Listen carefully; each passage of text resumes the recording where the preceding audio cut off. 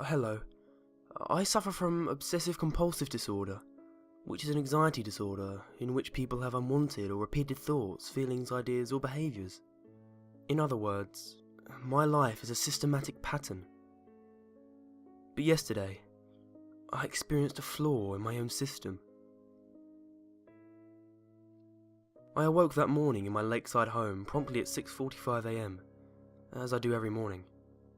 Before leaving my bedroom, I made sure to touch the doorknob 3 times.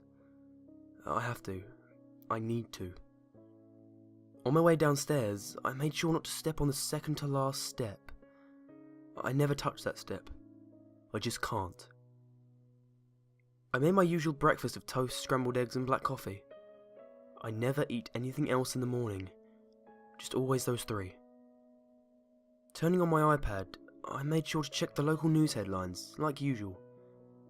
But today, something was missing. I couldn't place my finger on it. Did I forget something? The strange feeling lingered with me all the way to my car. On my way out the front door, I made certain to lock my door, then unlock it and lock it again. Driving to work, I couldn't help but feel like a part of me was missing. What did I miss? How could I have possibly missed it? I hoped that feeling would surpass while I was at work that day. It didn't. It stayed with me for 12 whole hours. I left the office around 6:45 PM to head back home. I stopped for the red light at the intersection of Marbury and Westway. But as the lights turned from red to green, I couldn't help but feel that strange sensation again. The only other person near me was the man driving behind me. He blared his horn for me to get going. But instead of accelerating, I just unrolled my window and motioned him to go around me. He did. I dreadfully sat there in my car, still stopped at the intersection. Something was seriously wrong. What am I missing here? I made sure to touch everything in my car, hoping that would spark my memory. I touched the dashboard, the leather seats, the emergency brake, even the roof. It did nothing for me. My hands began to tremble as I slowly drove away. This isn't right. I don't like this. Arriving home, I pulled my '74 Mustang into the garage. I wash my car every weekday, never on the weekends. I only wash the front of my car and the back, never the sides. No matter how dirty they get, I never wash the sides. I simply just can't. But something else seemed to be missing from my daily routine as I washed. No, not again. First the news, then the intersection, now this. Finishing up with the car, I jogged out to the backyard. Only jog.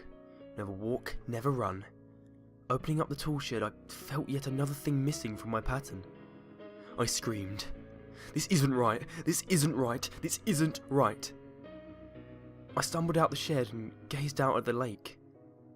It always seemed to calm me when my anxiety got out of control. But tonight, all I wanted to do was sleep. I needed to finish the day.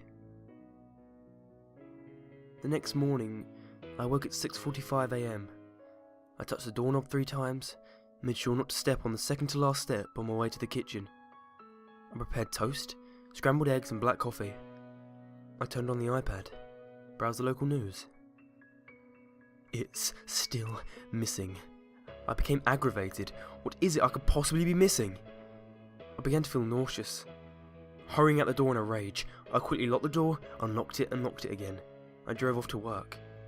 I tend to get a lot of work done when I'm upset, strangely.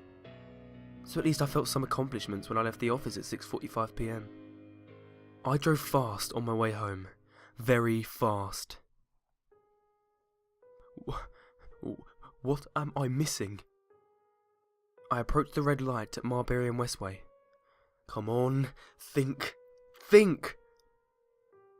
A man was walking in the middle of the intersection, on his way to the other side. Why can't I remember?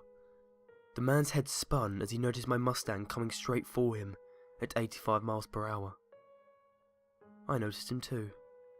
A wave of horror crossed my face as I watched him dive to one side.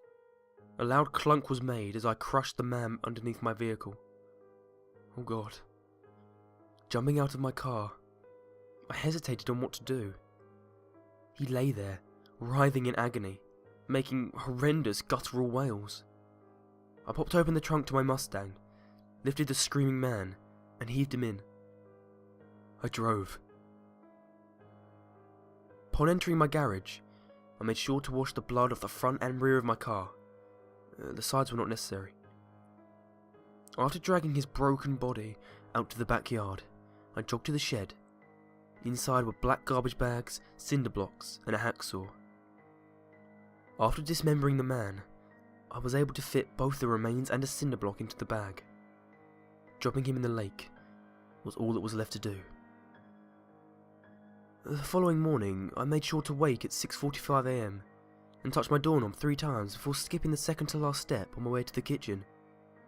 While eating my toast, scrambled eggs and black coffee, I browsed the local news on my iPad. The top headline: "Hit and run serial killer strikes again."